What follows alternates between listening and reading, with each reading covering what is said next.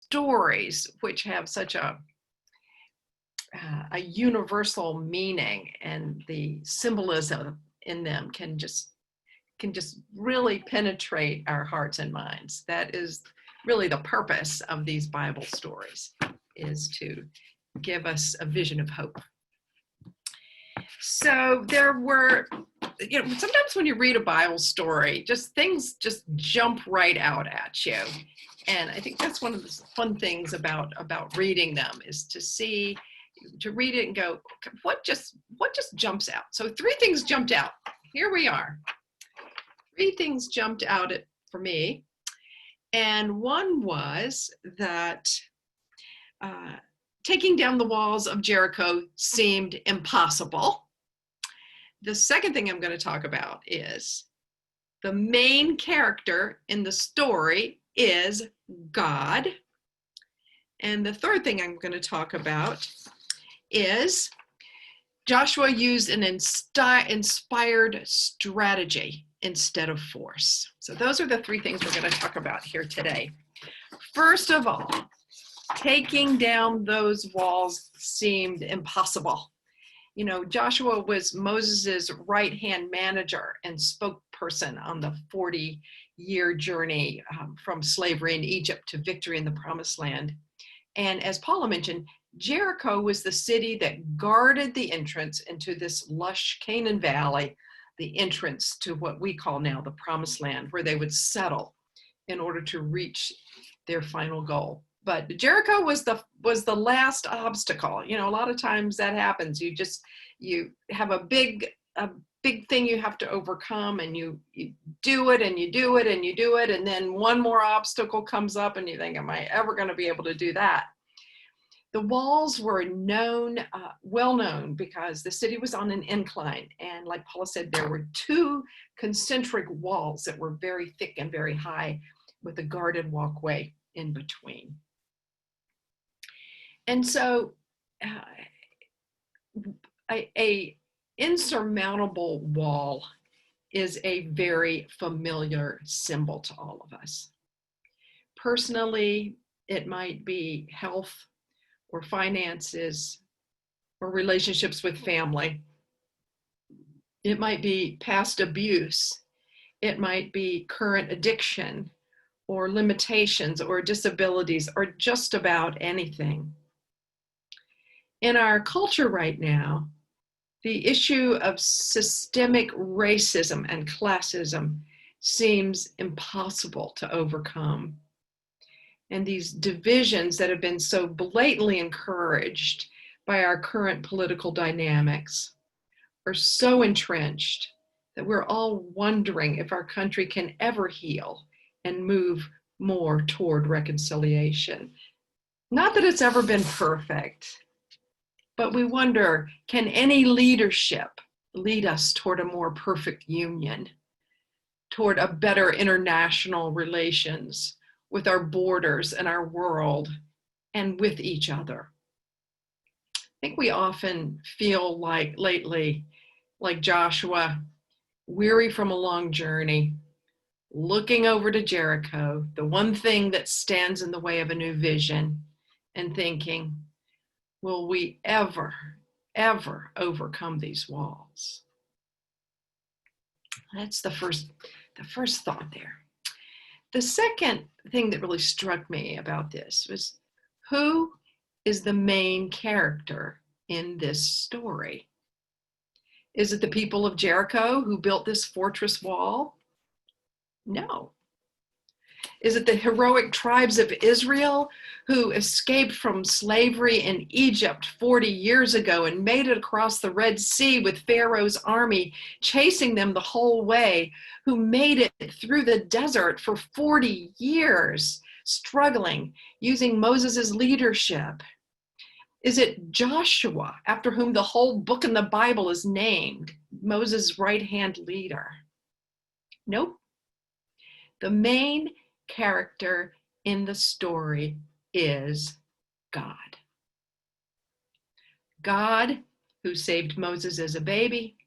God, who made it so Moses would grow up in Pharaoh's court under Pharaoh's protection. God who inspired Moses to lead the people out of slavery, God who led them through the Red Sea and the desert, who gave Moses a leader like Joshua, and now God who is directing Joshua to use a specific strategy to take down the walls of Jericho. And so our question for today really is a simple one.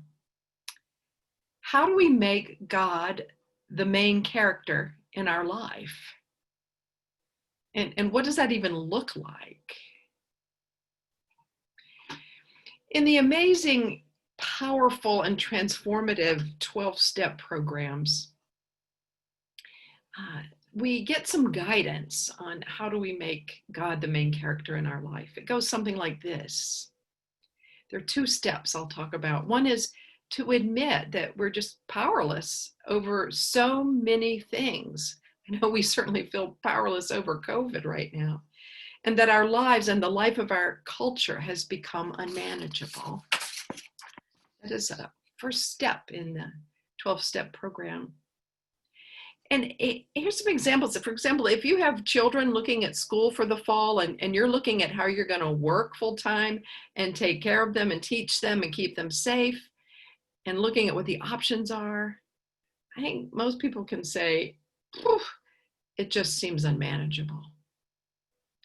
Or if you're a gig worker, a restaurant worker, a theater worker, unemployed with no savings, a large city emergency room, or a healthcare worker, a teacher, a small business owner whose business was closed because of COVID, life can seem unmanageable. The walls seem insurmountable. But another step in the 12-step program that gives us guidance is this, is that we came to believe that there is a power greater than myself, greater than any of us, greater than any obstacle that can restore us to sanity, to wholeness, to hope. These are just 2 of the steps, but they worked for Joshua and for Moses and the Israelites, and they have worked for millions of people dealing with addiction and worked for millions of people of faith. I'm not saying that they are simple or easy steps, and certainly not the only ones. But I am saying that if we want God as the main character in our life, and let's call God by a lot of names, the ones that mean something to us, the divine, the higher path, the living spirit, the presence of Christ, the kingdom of heaven, the spiritual path, the guidance of our inner wisdom. If we want that to be the main character in our life story, well, we need to really invite it into, as they say, whatever plot we got.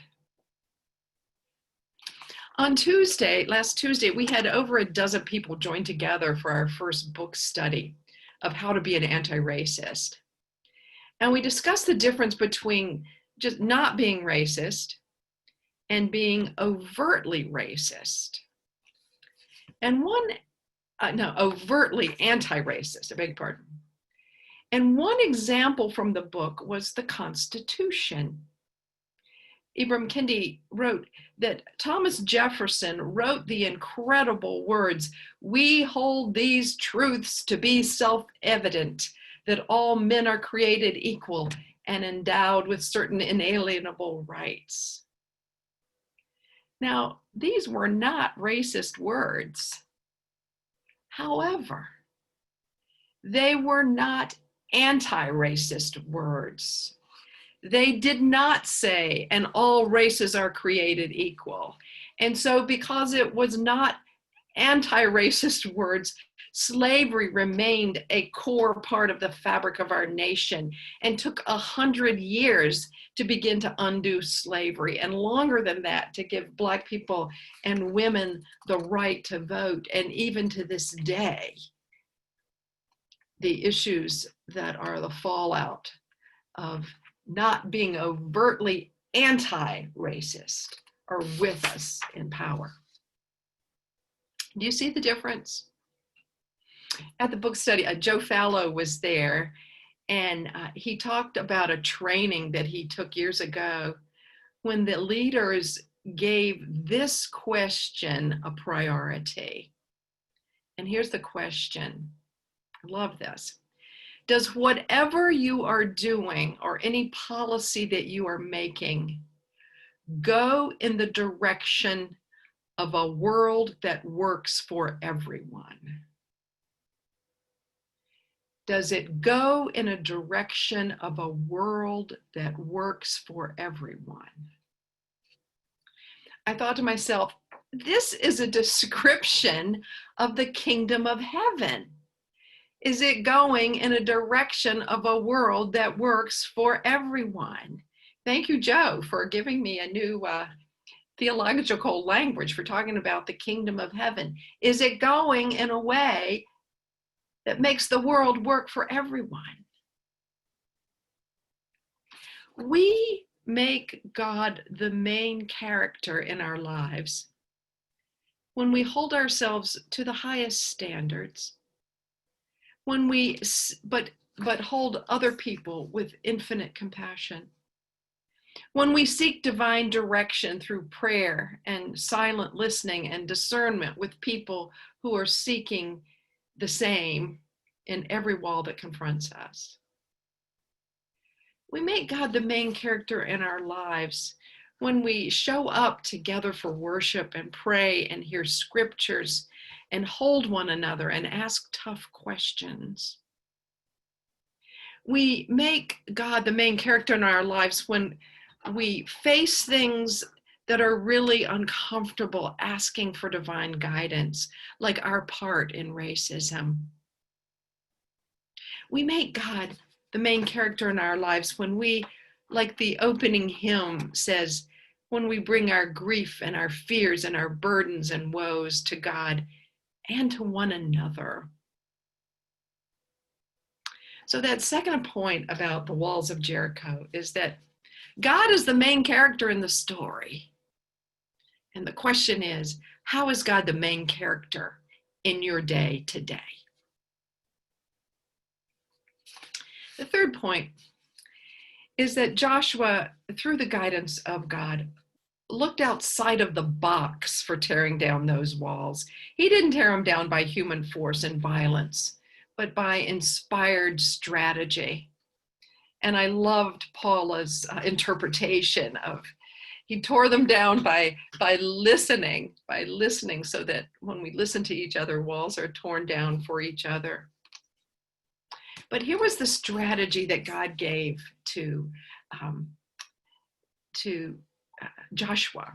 First of all, I don't know if you are familiar with what's called the Ark of the Covenant, but that was this very magnificently adorned box that the Israelites carried for those 40 years that held the Ten Commandment tablets in them.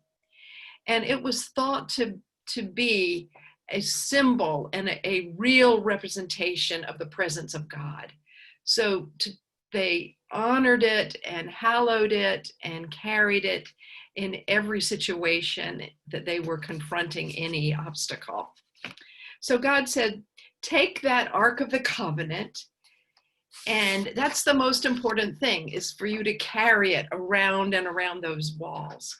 And so we had 7 priests carrying the 7 ram's horns, trumpets in front of that Ark of the Covenant.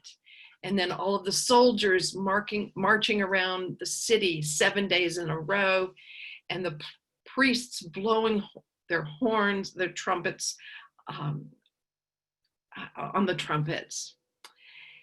So in ancient Hebrew, the number 7 was a sacred number. It was one of the numbers about God, because 7 was a number in which God could accomplish anything, including the creation of the whole world. 7 priests, 7 horns, 7 days, 7 times, with the holy presence in the midst, and that will do it. The impressive part of this Jericho strategy to me was that, first of all, it used the concentration of everyone. It had to be a unified group, military, religious, the people, the leadership. The other thing about this strategy is that it was patient, that overcoming obstacles take time, and it was focused and united. As we read this book about how to be an anti-racist, what strikes me the most is how Kendi talks about how it's policy, it's public policy that is the real stronghold in creating an anti-racist society. And so, I've been asking myself the questions: how much attention do I really pay to public policy? And maybe one of the most important anti-racist things that can be done is to go to community meetings and political meetings where policy is being discussed. Another thing about the Jericho strategy, I think that is so important, and that's why we're here together, really, is it drew on the power of the belief of the faith that a higher power was and is running the show, and the more that we tune into, connect with, honor, and lift up that power, the more room we give it in our life. So this story and this book that we're reading, and this careful study in our own hearts and minds about what does it mean to make this an anti-racist country, an anti-racist world, reminds me of Joshua and the people and the soldiers and the priests and the trumpets, and most of all, the divine presence, walking around and around and around and around and around with purpose and power and patience and awareness of the divine presence. That's how the walls fall down. That is the good news of the gospel, and that is the purpose of the church, to blow the trumpets for a vision of a new reality. Thanks be to God. Amen. And let us pray.